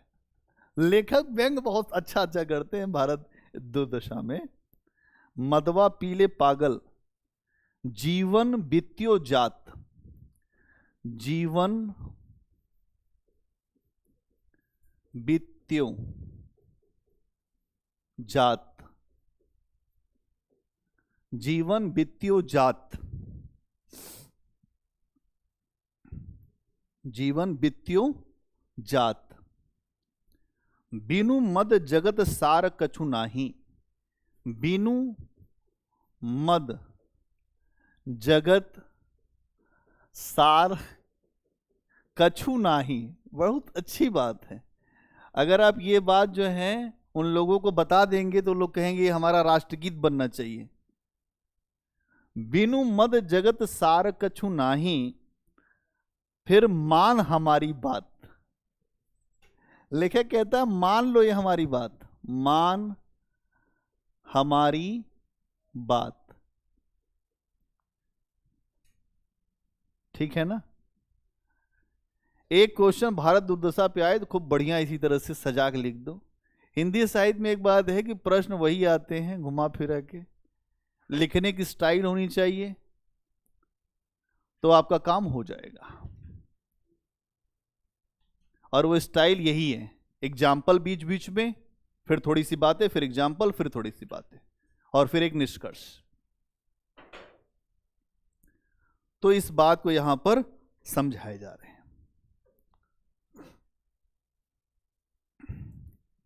एक पॉइंट और बनाओ इसमें।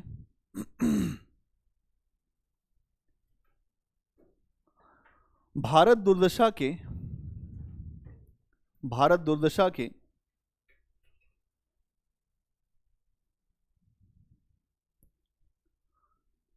कुछ दूसरे कारणों को भी लेखक ने उठाया है। भारत दुर्दशा के कुछ दूसरे कारणों को भी लेखक ने उठाया है, जैसे अपव्यय,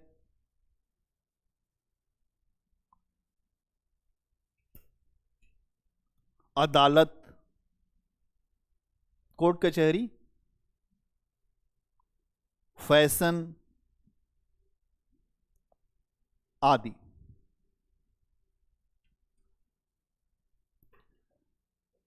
इसके अलावा, इसी में लिखो, इसके अलावा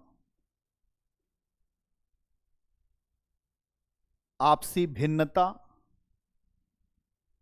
फूट, लोभ आदि को भी सामाजिक जीवन का शत्रु माना गया है।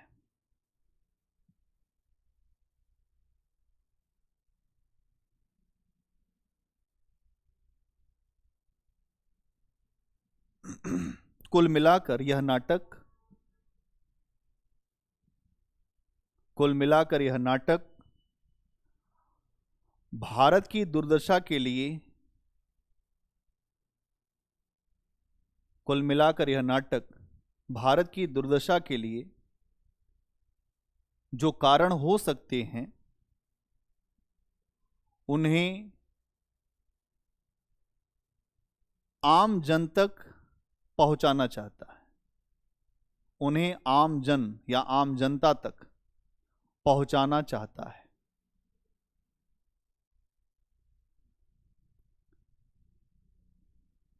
ठीक है? आई बात समझ में?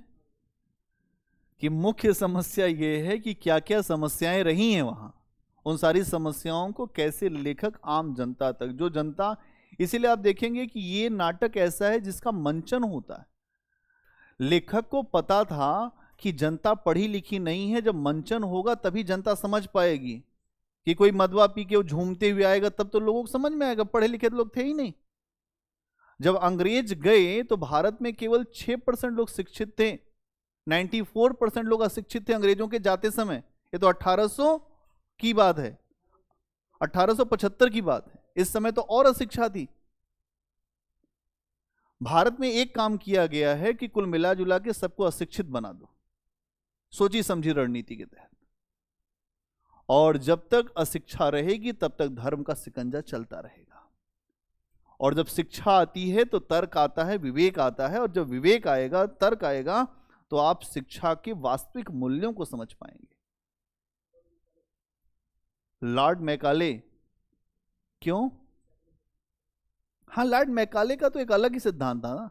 लॉर्ड मैकाले भारत में अंग्रेजी शिक्षा को प्रोत्साहन दे रहा है, लेकिन लॉर्ड मैकाले की आपको एक बात समझनी पड़ेगी कि भारत में अंग्रेजी शिक्षा को ही क्यों रखा गया।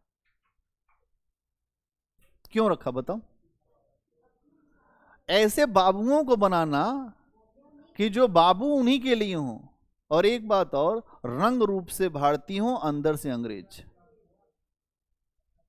आचार विचार से उनके तरीके का। इतना बड़ा देश है, कैसे कंट्रोल करेंगे? तो वैसे बाबू चाहिए। लॉर्ड मैकाले बड़ा खतरनाक आदमी था। लॉर्ड मैकाले ने कहा, अगर किसी देश की संस्कृति, किसी देश की सभ्यता को हजारों साल तक गुलाम बनाए रखना है, तो सबसे पहले उसका इतिहास मार दो, उसकी संस्कृति मार दो। और अगर इतिहास और संस्कृति मार दोगे तो देश तुम्हारा हमेशा गुलाम रहेगा। इसीलिए उसने सबसे पहले भारत में आते ही यहाँ के अतीत को खराब कहना शुरू किया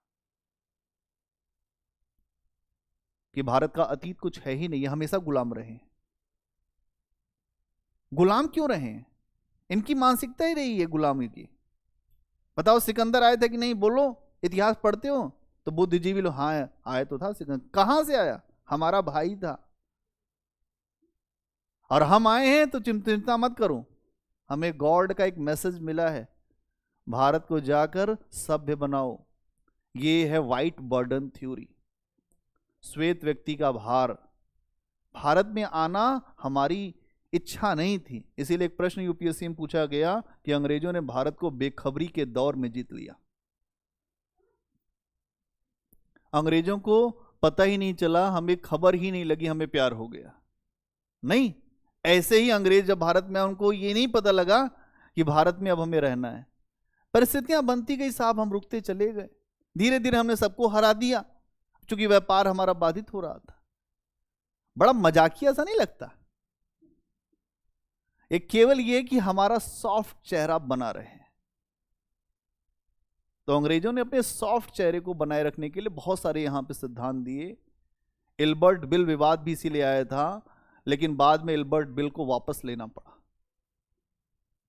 कि भारतीय जो जज हैं उनके सामने अंग्रेज की वो पेशी हो सकेगी, अंग्रेज अभियुक्त भी उनके सामने रखे जाएंगे, इसलिए वापस कराया गया।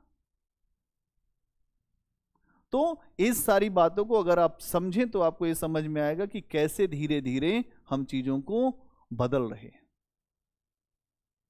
लॉर्ड मैकल एक बात और कहता है, वो कहता है कि भारत और अरब की जितना साहित्य है और जितना भी यहां का ग्रंथ है, ये यूरोप की एक अलमारी के एक सेल्फ के बराबर भी नहीं है। इसी से आप मानसिकता समझ लीजिए कि वो आपके साहित्य को, आपके संस्कृति को किस लेवल पे समझता था। और आज अगर देखा जाए वास्तविकता में, तो भारतीय संस्कृति पूरी दुनिया की सबसे पुरानी संस्कृति है। सबसे पुरानी संस्कृति है भारत की। 2500 ईसा पूर्व में इंडस वैली सिविलाइजेशन है। और अगर उसके पहले जाते हैं तो महाभारत के युद्ध की अभी जो आर्कियोलॉजी ने जो उसकी डेट स्पष्ट की है वो है 5200 साल पहले। अगर 5200 साल पहले भारत के कुरुक्षेत्र के मैदान पे कोई युद्ध हुआ होगा तो भारतीय सभ्यता 5000 साल पुरानी चली जाएगी। यह देश है भारत। लेकिन आपको अपनी संस्कृति नहीं पता है, तो यूपीएससी ने पेपर जोड़ा आर्ट एंड कल्चर। कहा भैया पहले आर्ट एंड कल्चर पढ़ो अपना, अब पहले संस्कृति समझो तब आगे बढ़ो। तो यूपीएससी में 100 नंबर का इससे जुड़े हुए प्रश्न आते हैं जो फर्स्ट पेपर में। तो ये चीज है। एक पॉइंट और उठाते हैं, फिर आज की क्लास हम, अभी है तो टाइम, नेतृत्व वर्ग या बुद्धिजीवी वर्ग कि नेतृत्व वर्ग की क्या भूमिका है या बुद्धिजीवियों की क्या भूमिका रही। अगर आप देखेंगे तो भारतेंदु हरिश्चंद्र के समय में भी जो लीडर करने वाले, जो लीडरशिप जिसके पास थी, जो नेतृत्व करने वाला वर्ग था, उस वर्ग के अंदर भी समस्या थी। यह वर्ग हमेशा अपने अनुसार चलता है। आज भी बुद्धिजीवियों को देखेंगे कि बहुत ज्यादा फर्क नहीं पड़ता है। वो थोड़ी समस्या होगी तो अपने जो पदक होंगे उनको लौटाना शुरू कर देंगे कि हम पद्मश्री वापस कर रहे हैं, हमको नहीं चाहिए, सरकार बहुत तगड़ा विरोध हमारा। और फिर शाम को वहीं पे आपको जो मैखाने मिलेंगे, आज हमारा बड़ा विरोध हुआ है।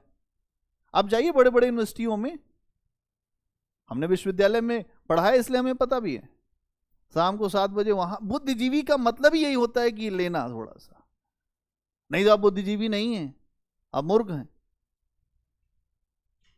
तो यहां पर बुद्धिजीवी का मतलब ये है। और अगर आप देखेंगे तो लेखक ये कहता है कि बुद्धिजीवी जो है कायर है, निष्क्रिय है, और वो बहुत सारी समस्याओं को उठाना ही नहीं चाहता। वो एक काल्पनिक समाधान रखता है, उसमें वास्तविकता नहीं है।